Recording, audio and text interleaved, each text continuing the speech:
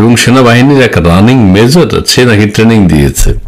আচ্ছা, সেই পত্রিকা, সেই ভিডিও আমরা দেখেছি, পত্রিকায়ও এসছে, আমার দেশ পত্রিকায় এসছে, শুধু আর কেউ নিউজ করে নাই।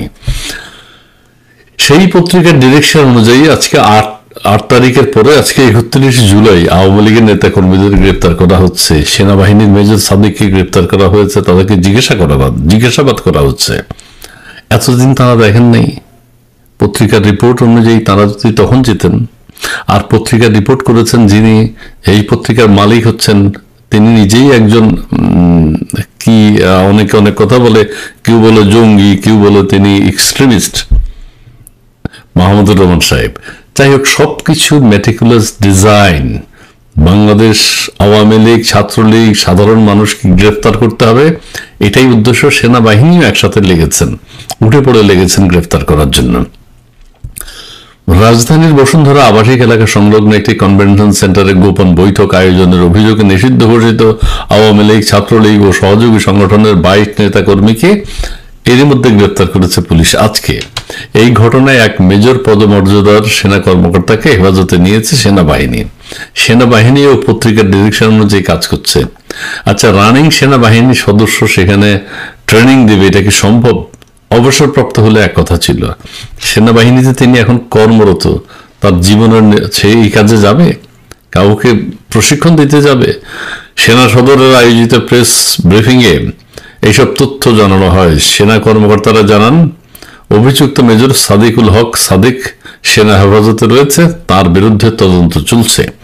এই ঘটনায় ভাটারা থানায় সন্ত্রাস বিরোধী আইনে মামলা করা হয়েছে। অভিযোগে বলা হয়, 8 জুলাই বসুন্ধরার কেভি কনভেনশন সেন্টারে অনুষ্ঠিত বৈঠকে নিষিদ্ধ ছাত্রলীগ, আওয়ামী লীগ, অবসরপ্রাপ্ত সরকারি কর্মকর্তা ও তৃণমূল কর্মীরা অংশ নেন। আচ্ছা, সেখানে সরকার উৎখাত ও শেখ হাসিনার প্রত্যাবর্তন নিয়ে ষড়যন্ত্র ও নাশকতার পরিকল্পনা করা হয়। আচ্ছা, ঠিক আছে, বেশ কয়েকজনকে গ্রেপ্তার করেছে, তারা কি ষড়যন্ত্র করেছিল এখন বলুক। এখন তো তাদেরকে রিমান্ডে নেবে, তারা না করলেও বলবে আমরা করেছি। সেনাবাহিনীর ওই যে মেজর, তাকে কোর্ট মার্শাল দেবে, সে এখন কিছু না করলেও সে বলবে আমি করেছি। ষড়যন্ত্র কোথায়, কিভাবে? রাস্তাঘাট বন্ধ করে মানুষকে কষ্ট দিয়ে দেশবাসী ক্ষুব্ধ প্রতিক্রিয়া ব্যক্ত করছে, মানুষের ভিতর থেকে কথা বলা শুরু হয়েছে, এবং কিছু বললেই বলে আওয়ামী লীগ করে। আপনি যখন কোনো জবাব দিতে পারবেন না তখন বলবেন আওয়ামী লীগ করে। ওই এনসিপি যখন কোনো জবাব দিতে পারবে না তখন বলবে ফ্যাসিস্ট আওয়ামী লীগ। ওই কিছু যখন দাবি নিয়ে সাধারণ মানুষ মাঠে নামবে তাদেরকে বলা হবে আওয়ামী লীগ। যাই হোক, সবাই ভালো থাকবেন, সুস্থ থাকবেন। আওয়ামী লীগ করাও অপরাধ না। আওয়ামী লীগ করে রাস্তায় যদি কথা বলা হয়, দেশবাসীর পক্ষে কথা বলা হয়, সেটাও কোনো অপরাধ না। আপনারা নিষিদ্ধ করে দিয়েছেন আপনাদের কাছে। আর কেউ আওয়ামী লীগ না করলেও তাকে আওয়ামী লীগ ট্যাগ দেওয়া হয়, ছাত্রলীগ ট্যাগ দেওয়া হয়। সাধারণ মানুষ এখন কোনো কথা বলতে পারে না, কোনো ন্যায্য দাবিও কেউ এখন আর উপস্থাপন করতে পারে না। ডক্টর ইউনূস সাহেবের দেশ, ডক্টর ইউনূস সাহেবের বাংলাদেশ এই অবস্থায় চলতে পারে না। সাধারণ মানুষ বাংলাদেশকে রক্ষা করবে। দেশের বর্তমান উত্তপ্ত পরিস্থিতি নিয়ে কিছু কথা বলতে চাই। আপনারা দেখতে পাচ্ছেন শাহবাগে কি বিশৃঙ্খল অবস্থা চলছে। যে কোনো মুহূর্তে, যে কোনো কথায় যে কেউ রাস্তা বন্ধ করে দিতে পারে, নাগরিক অধিকার হরণ করতে পারে। জনগণ ফুঁসে উঠছে, ক্ষেপে গেছে, নির্দিষ্ট গন্তব্যে যেতে পারছে না, মানুষকে বাধা দেওয়া হচ্ছে। ঢাকা শহরের বিভিন্ন জায়গায় রাস্তা বন্ধ করে দেওয়া হয়, মিছিল করা হয়, মিটিং করা হয়। ওয়াই? কেন মিটিং করে, কেন মিছিল করে? সেটা কি জনগণের দাবি নাকি তাদের নিজস্ব দাবি? জনগণকে নিয়ে তো তারা কথা বলে না। আরেকটা উত্তপ্ত পরিস্থিতি যে কারণে হয়েছে সেটি হচ্ছে সেনাবাহিনী পক্ষ থেকে গোপালগঞ্জের ব্যাপারে প্রেস কনফারেন্স করা হয়েছে। গোপালগঞ্জে তারা আত্মরক্ষার জন্য বল প্রয়োগ করেছেন। নিজেদের আত্মরক্ষা নাকি এনসিপির আত্মরক্ষা? এনসিপির সদস্যদের রক্ষার জন্য, আত্মরক্ষা হয় না, রক্ষার জন্য তারা বল প্রয়োগ করেছেন। ওই কয়জন যারা মারা গেছে, 4-5 জন, তাদেরকে জিন এসে খুন করে গেছে। সেনাবাহিনী খুন করে নাই, এনসিপির কেউ খুন করে নাই। ওই 4 জনকে আমাদের ইব্রাহিম হুজুর সাহেবের জিন বাংলাদেশে বিভিন্ন জায়গায় আছে, তারা খুন করে চলে গেছে, সেনাবাহিনীর কোনো দায় দায়িত্ব নেই, তারা কোনো নাকি অস্ত্র ব্যবহার করে নেই। এখন এনসিপির গোপালগঞ্জ বাসী তো আক্রান্ত, তা আপনারা গোপালগঞ্জের এতগুলো মানুষ, তাদের আত্মরক্ষার জন্য আপনারা যাবেন না?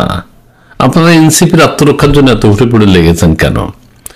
এখন যে কথাটি বলতে চাই যে একটা কি হয়েছে, আমার দেশ নামে একটা পত্রিকা আছে আপনারা জানেন, এবং সেটির সম্পাদককে সেটিও আপনারা জানেন, জনাব মাহমুদুর রহমান।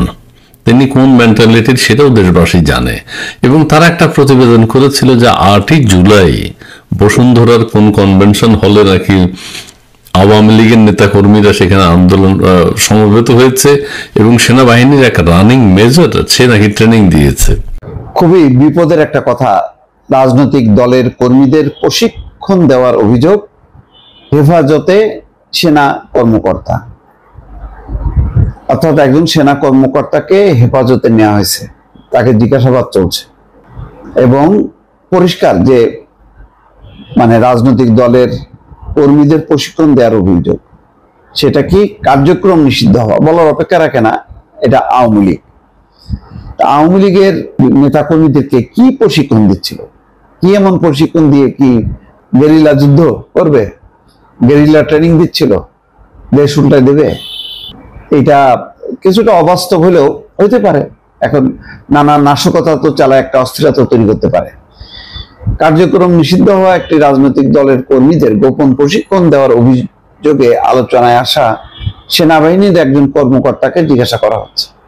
এই তথ্য জানিয়েছেন সেনা সদর মিলিটারি অপারেশনস পরিদপ্তরের পরিচালক ব্রিগেডিয়ার জেনারেল মোহাম্মদ নাজিম উদ্দৌলা আজ বৃহস্পতিবার সকালে ঢাকা সেনানিবাসের অফিসার্স মেসে এতে আয়োজিত প্রেস ব্রিফিং এ সাংবাদিকরা মেজর সাদিক নামের ওই কর্মকর্তার নাম উল্লেখ করে বলেন, ওই কর্মকর্তা কার্যক্রম নিষিদ্ধ হওয়া আওয়ামী লীগের কর্মীদের প্রশিক্ষণ দিচ্ছিলেন, এটা ঠিক কিনা? জবাবে ব্রিগেডিয়ার জেনারেল বলেন, মেজর সাদিকের বিষয়টি আমাদের নজরে এসেছে, তদন্ত শুরু হয়েছে, তদন্তে তার বিরুদ্ধে অভিযোগ প্রমাণিত হলে সেনাবাহিনীর প্রচলিত নিয়ম অনুযায়ী ব্যবস্থা নেওয়া হবে।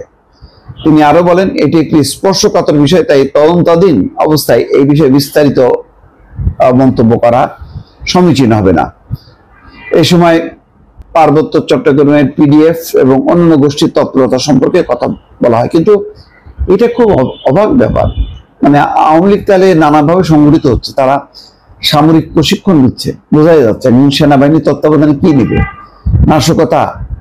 এবং এই কর্মকর্তা কি আসলে এতই রাজনৈতিকভাবে উদ্বুদ্ধ যে সেনাবাহিনী তো আমরা মনে করি যে সব মানে দল মতের ঊর্ধ্বে একটা আন্তর্জাতিক প্রতিষ্ঠান, সেখানে কর্মরত থেকে এই বিএনপি আওয়ামী লীগের পেছনে জড়ায় যাওয়া, এখানে তার বিএনপি না, এখানে আওয়ামী লীগ, এবং পরিষ্কারভাবে বলছে কিন্তু ভয়ঙ্কর বিপদের কথা।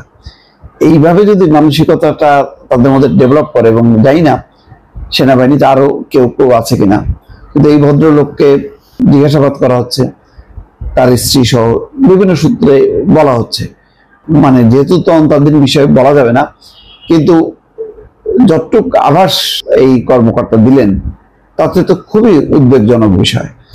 এই লাইনে যদি আওয়ামী লীগ ধাবিত হয়, যদি তারা মনে করে যে ট্রেনিং দিয়ে প্রশিক্ষণ নিয়ে ক্ষমতা উল্টায় দেবে, মানে এটা অতীতে কখনো হয় না। একটা গণতান্ত্রিক রাজনৈতিক দল গণতান্ত্রিক ভাবেই সে সংগঠিত হবে, গণতান্ত্রিক ভাবেই তাকে আগাইতে হবে, যেমন বিএনপি জামাত আগাইছে সেইভাবেই তাদেরকে অপেক্ষা করতে হবে। এবং জনগণের মধ্যে তাদের প্রভাব যত বাড়বে তত বেশি তারা সরকারের উপর চাপ তৈরি করতে পারবে, কিন্তু সেটা অবশ্যই অস্ত্র শস্ত্র দিয়ে সেটা না। আর এই পথ যদি বেছে নেয় তাহলে আওয়ামী লীগের কপালে আরো খারাপই আছে। দর্শক ভালো থাকবেন, আল্লাহ হাফেজ।